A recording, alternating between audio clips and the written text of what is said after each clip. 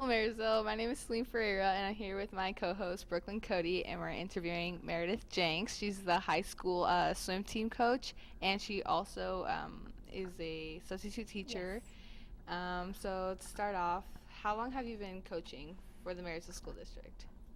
This year was my 16th year with the team. I've been the head coach for Pilchuck and Getchell for 7 years, and then I was the assistant coach for just Pilchuck for 9 years before that. Oh, wow. Yeah. Okay. How would you say your experiences there have bettered, or has it been better since the years have passed? Oh, definitely. When I first started coaching, I had a lot of experience teaching swimming lessons, and I had a little experience coaching. So I had a rough idea what I was doing, but it was my first time coaching high school students and my first time coaching teenage boys. And so, I was barely 21 when I first started coaching, and I'm not the biggest person. So sometimes the dynamic at the first couple years was kind of rough sometimes, with high school boys looking at me like some crazy lady. Who are you and why are you okay? And over the years I figured out different ways to approach different kinds of athletes and students and figured out what worked for me. And so yeah, it's gone really well and I love it. So, what do you think has improved the most in your coaching ability since you were like 21 when you started? Probably my ability to read people, to know who's struggling and who is just being kind of a pain in the butt, because that happens. Who I need to encourage in what different ways, because different students, different athletes, sometimes I need to talk to you one-on-one, sometimes I need to talk to you with a friend, sometimes I need to kind of get in your face, sometimes I need to just back off and let you stew by yourself for a little bit. So really learning how to read people and figure out what they need as an athlete. Okay, and how do you think that the reading people has helped also with your other job being a substitute teacher? I know I would not be as good of a teacher as I think I'm trying to be if I didn't have all those years coaching. I really know it. It made a big difference in me transitioning into being a classroom teacher, to already have that idea of how to relate to teenagers, how to relate to boys and girls and athletes or not, and the ability to look you in the eye and kind of figure out with your body language and how you talk how I should approach you. And that brings a level of respect that I'm trying to get across so that my students and my athletes trust me, and I think that's really important. Would you say that any of your athletes or students have find you intimidating? I've heard that. Yes. I've heard that I can be scary, which I find amusing. It's never my intention to be scary or intimidating. Sometimes it's my intention to let you know that you're being kind of a goofball here and you need to take it down a notch, so I know I have to project that as a coach. But yeah, I know. You know. I know. There's a reason people nicknamed me Megadeth a long time ago. Oh, wow. Yeah, they gave me a shirt one year. It says, "From the band." It made me laugh. How long ago was that? I think that was 2011. So not terribly long ago, but long enough, made me laugh. Do you think the fact that people think you're intimidating kind of like helped you develop more as a coach, or? I think it probably helped a little bit because they knew they couldn't walk all over me. You never want that as a coach, is that your athletes don't respect you enough to listen to you when they need to. You never want it to be a spot where they're like, well, yeah, sure, they're the coach, but whatever, I'm just going to do my own thing, because that's not what builds a team, and that's not what builds respect or trust, which a coach-athlete needs. That absolutely has to have that. And you can't build your team into a trusting atmosphere where people are willing to take risks and try something new if they don't respect you. So yeah, I'm sure it's helped Throughout the years. Yeah. When you first started coaching, would you say it was a big difference from, well, you did say it was a big difference, but like, was it really nerve-wracking from teaching swim lessons to jumping right into coaching? No, I wouldn't say it was nerve-wracking. I really wanted to do a good job. The man that I used to coach with, who was the head coach, his name was Scott Knowles, and he used to be a biology teacher at Marysville Pilchuck. he was a really great coach, and I really wanted to do a good job for him. I know that I feel like he probably took a little bit of a risk hiring me because he was like, well, all right, we'll give her a chance. And so I really wanted to prove myself that, yeah, I could really do this, and I wasn't just some weird, crazy girl who was going to come maybe be a coach and maybe be a dork. So, no, it wasn't nerve-wracking, like, oh, it was more just, okay, I can do this, I want to do this, and I want to try my best, and let's go. Yeah. So Scott Knowles, was he your coach in high school as well? No, he coached the boys, so he Okay. actually was both of my brother's coaches. Okay. But Jackie Lagore-Hodgins, who's a PE teacher here at Marysville Getchell, she was my high school coach. Her actual first year being a head coach was my freshman year. Oh, okay. Yeah, So so you that's pretty cool. you were like part of our first batch of Mhm. people. Okay, Yeah. cool. What interested you into becoming a coach for the high school team? I knew I knew I could do it, Mhm. and I had already taught a lot of swimming lessons. My mom is a swim coach. She was my first swim coach, and so I was around it a lot. It was a natural extension of teaching swimming lessons and being a lifeguard, and I first tried it with the Mighty Marlin Swim Club and had coached the little kids, which was super fun. And when the job opportunity came up, I went, hey, yeah, that's cool. I'd like to get into that. I already wanted to be a teacher. I Yeah. didn't know for sure if I wanted to teach high school, but I knew I wanted to be one, and I was like, well, why not? Let's go. It's a kind of a natural step. Let's give it a shot. What were the requirements to become a coach there? So there are some definite absolute requirements, like you have to be CPR certified, you have to be first aid certified, you have to take a class called safety training for swim coaches, kind of some basic things you should be aware of for the safety of your athletes in a pool. Other than that, it's just experience. Do you have experience teaching the different strokes? Do you know how to teach someone how to learn how to breathe and regulate their breathing? Do you know how to teach someone to do the crawl stroke or the backstroke? Like, are you actually aware of that? So a lot of it does come down to experience. There are plenty of swim coaches who weren't swimmers themselves, but they've taught swimming lessons or they've been around the sport enough and they know what they're doing. But generally, a lot of times, your coaches are previous swimmers. It's kind of a specialized thing. You know, we can't just go out anywhere on a field somewhere and play our sport. Yeah. We have to be in a specific environment, so it's really helpful if you kind of know what you're doing. Yeah. Kind of reminds me of a time I tried coaching soccer before I actually played the sport, and it was like, I don't know, just kick the ball. Right. So I can see that. Yeah. So it sounds like your whole family swims. Mhm. How old were you when you first started swimming? If I remember correctly, I think my mom taught me really how to swim in like 3rd grade during the summer. And then from there, we all just, we swam like in, the pool in the backyard or whatever, or at a hotel.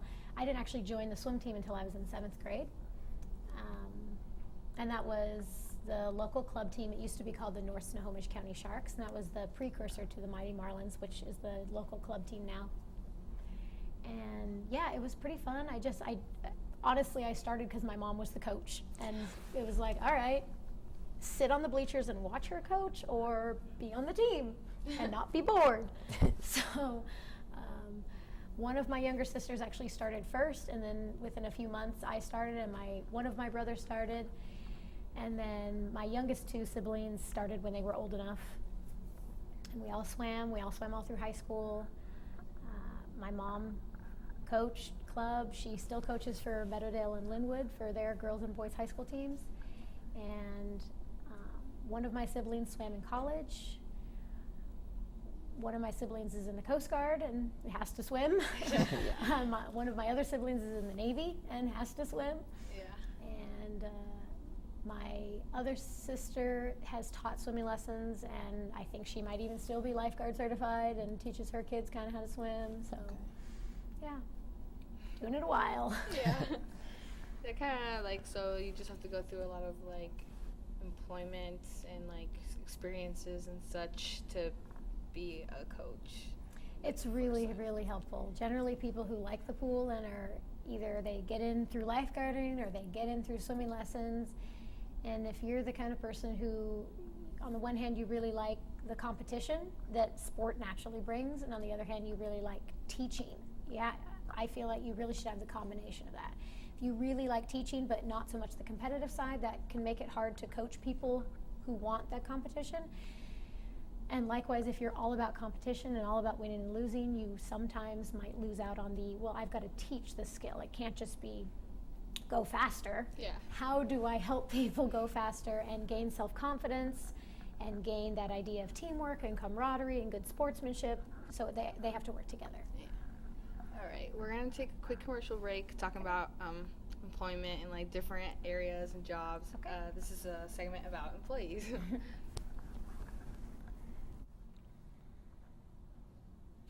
This is always the best time of year, especially for my employees, because they receive gifts from me, and I'm the best. My gifts are the best. No one's gifts are as good as Nate's. No one. Here's my office. It's nothing big. My boss doesn't really like me that much, so that's why I work in a really small area. My boss thinks he gives out the best gifts ever to every coworker I work with, but he gives me the worst gifts anyone could possibly give. Like last year, all they got me was a paperweight, and he gave all metal workers Once again, I'm Celine. I'm here with my co-host Brooklyn Cody, interviewing Meredith Jenks. Sorry for the technical difficulties. Okay, so before the break, we were talking your family has really been into swim, with your mom being a coach still, all your siblings swimming too. Do you think with your family, because I know you have 3 daughters, do you think Yes. they're going to be also part of that swim culture their whole life? They will be fully aware of it. We're going to make sure our daughters know how to swim. It's Okay, a yeah. good life skill, Yes. safety around the water. If they decide, hey, you know what, I love swimming, then sure. If they want to join a team, they want to join the Marlins, or they want to swim in high school, great. But we're not going to force them into it. It's not going to be like, well, you better be a swimmer. That's just not how my husband and I have decided to be ourselves. It's pretty funny, though, because right now, since they're so young, they're 5 and 4 and almost 2, they like to pretend to be swimmers. So they'll lay on the carpet and like, look, I'm swimming. Oh, good job. All right. And they say things like, I'm going to grow up and be a mighty marlin, or I'm going to swim on your team one day. I'm like, okay. It's about as far as it is right now. So if they want to, that'd be great. But if not, all right, whatever. They'll find their thing. Pretty fun to see all of them like be on a relay someday together. That would be pretty funny. Yeah. Yeah. Just gotta have a 4th daughter, and then Yeah, but no. no, No. not happen. No That, kids. mommy will be on the relay then. We'll just do that. Okay. That'll be simpler. That sounds good. Yeah. Do you still swim, like compete? I don't really compete. The Mighty Marlins have an alumni meet they do once a year, which I participate in sometimes because it's fun. Yeah. But I swim when I feel like it. I usually get in with the boys at least once a year and play something. But sometimes show them like, no, we need this is how you do it. Please don't do what you've been doing. But it's more just kind of if I feel like it now. I don't train regularly or compete regularly anymore. Okay. What's one of your favorite memories you've made throughout the years? Just with the high school team? Yes. Okay. There are a lot of just crazy stories I could tell about different people doing crazy things. I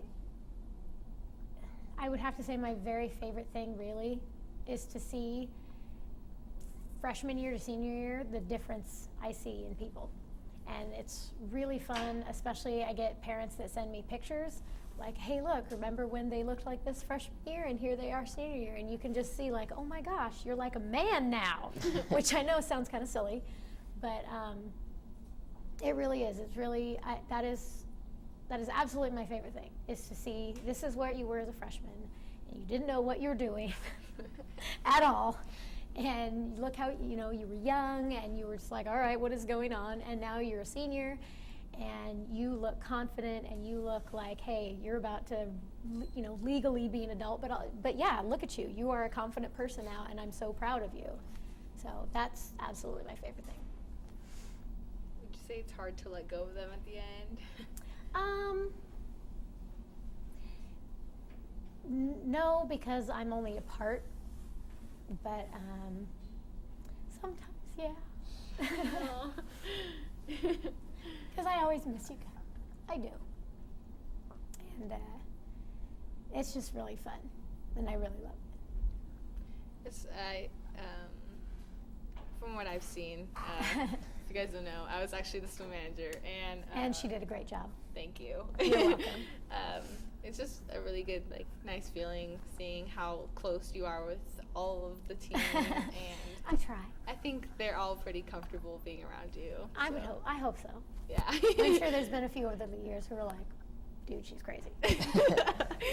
But that's all right. It happens. Can't get everybody, but I really do. I try to connect with them as much as I can. It's important. That's the good part. It's a good thing to have a good relationship between coaches and athletes, and that's also, since you're a teacher, very great thing to have. Yeah. Yeah. So when talking about teaching, actually, where did you go to school? I went to Marysville Pilchuck. Marysville Pilchuck. Yes, I did. Okay, stay local. Yes, I did. I really did. And so did my husband. Yeah, I graduated in 98. Okay. And he graduated in 97. And no, we did not know each other in high school. Oh. People always ask us. They were like, nope. We found out later we had friends in common. And then we're like, oh, really? You know that person? Oh, weird. I know that person. Yeah, I graduated from here, and I went to Everett Community College, and then we went to WSU together, and we got married after 1 year being at WSU. Didn't have any money to keep going, so I actually became a pool manager up in Stanwood. They used to have a place called the Sports Club up there before they had their new YMCA, and I was the pool manager there for a couple years. Saved up a bunch of money, and then I finished at Western, and we've just lived here. And both of our families live in town, and so yeah. Nice. Yeah. So growing up in this town, you're really connected to the community, right? Yeah, not because I've been super involved in Yeah. everything Marysville, but yeah, I'm from here. I know plenty of people here. Like I said, both of our families lived here for a long time. My husband's dad is Dr. Mike Jenks, who worked at the Everett Clinic in Marysville for a really long time. I don't know if he's going to continue to be because he's retired, but he has been the on-side field doctor for Marysville Pilchuck football for many years as well. And yeah, so we're kind of here, and I like it here, and I like the kids here, and I like the schools here, so here we go. Yay. Yay, Marysville. Do you think that living here forever pretty much helps you connect more with the kids of this community when you're teaching and coaching? I think it helps when they know that I'm from here. Yeah. You know, you hear kids will do this no matter where you're from. They'll be like, oh yeah, because our town's so great. We just do that. It's kind of a natural thing to do from your hometown and be like, oh, I can't wait to get out. But I think it does help. They're like, oh, you're from here. You are familiar with how our town runs and how our schools run. And You get it. Yeah, I do. I get it. And oh wait, you had the teacher I have right now. You had them. Okay, cool and weird. Are they the same? Were they like this when you had them? Pretty much. Nice. Yeah. So yeah, it can be a bridge builder sometimes and help. Okay. Where did you get your first teaching job? At Glacier Peak in Snohomish. Okay. So that's where I did my student teaching, and then that's the first place I was a substitute. And then the first actual contract I had was here at the Marysville Getchell campus at the ISC. Nice. Okay. And I taught senior English and one period of freshman English, which Brooklyn I had Cody you as was my teacher, in my yeah. class. Yes, you were. I still have those little people that you and Ammon made. With those little puppets from for the our Odyssey. project, yeah. I still have that somewhere Oh. in I have a file of it's stuff I taught before, and I pulled those out. I was like, oh my goodness, I still have these stick people. Okay. That's funny. There they are. And then the year after, so that whole year I taught, and that was really fun. And then the next year I was pregnant with my second daughter, and so I just subbed that year. It made it a lot easier instead of having to take maternity leave. Right. And then last year I was a teacher over, again on this campus, but at the ACE building. And I taught freshman and sophomore English, and that was also super fun. It was really great. And, you know, different building, different group of kids, but still just as fun. Yeah. And then this year, it was a 1-year contract, so I didn't have a place to continue in a classroom full time this year, so I just started subbing again. Okay. Yeah. Are you waiting for the open opportunity? To That would be jump in? great. That would be absolutely fantastic. I would take it in a heartbeat if I could. I can teach English and social studies, so I could not just English, but Okay. yeah. So you're like, So we'll see. You need to can't. Okay, I can cover this too. Yep. Yeah. Let's see. Would you say the atmosphere between teaching students and teaching athletes is very different? It's a very different connection you have with them. So with your athletes, that's your team. It's a very select group of people that really, really, really want to be there. You know, people don't join the swim team because they hate swimming or because they have to. They join the swim team because they want to learn how to swim, or they like swimming already and they're like, hey, I'll try this sport. It looks like fun. Or I know someone on the team and they told me it was fun. And you don't have to do it if you decide you don't like it. And school is very much different than that. Kinda have you to guys be have to school. be here. Yeah. There's no getting around that. And even if it's a subject you really like, you still have to be there. And so even if you're having a good day or a bad day, you have a bad day and you really don't want to be in English class, well, you got to be there anyways. Right.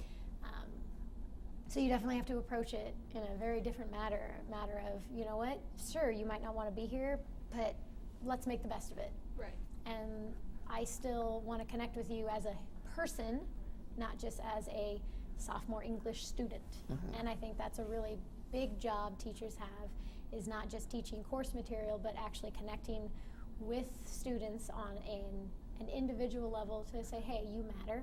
I think you matter. You might not know me very well yet. You have no reason to trust me yet, but hopefully we'll get there because I see that you're valuable as a person. And that's a hard thing, Right. Yeah. but I think it's a very important thing. So it's like a difference because, like, yeah, I see. Yeah, we don't have kind of like a hobby. One's like Yeah. not, yeah. Got it. It's So. kind of like I want to learn how to braid. It's like I don't know how, like it's like a hobby, but like school is like I have to go there. So yeah, talking about braiding. We have a segment break right now about how to braid. Okay.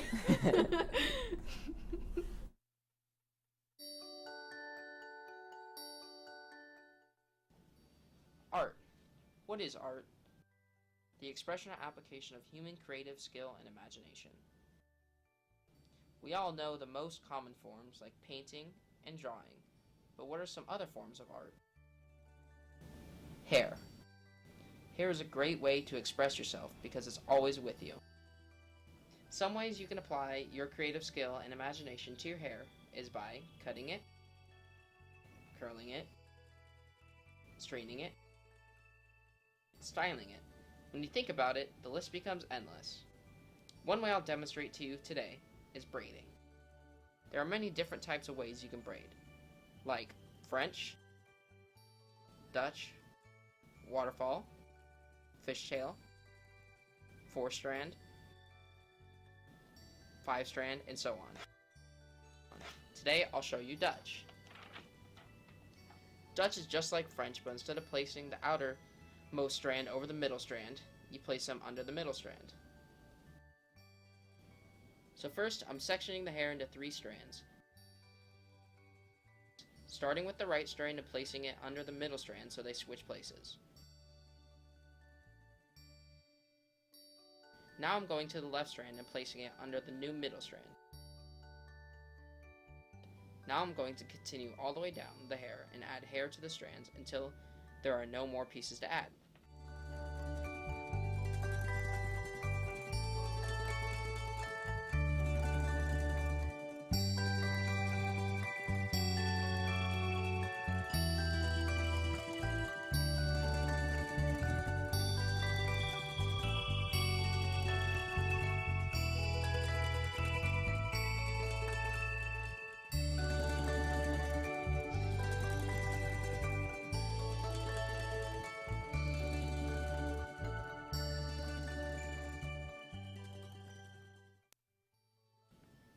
Now that I'm done, I'm going to pancake the braid By pancake, I mean pull the sides of the braid, which is going to make the braid seem bigger.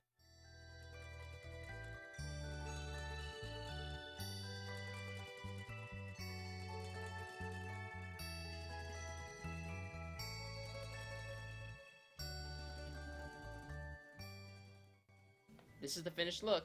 Enjoy!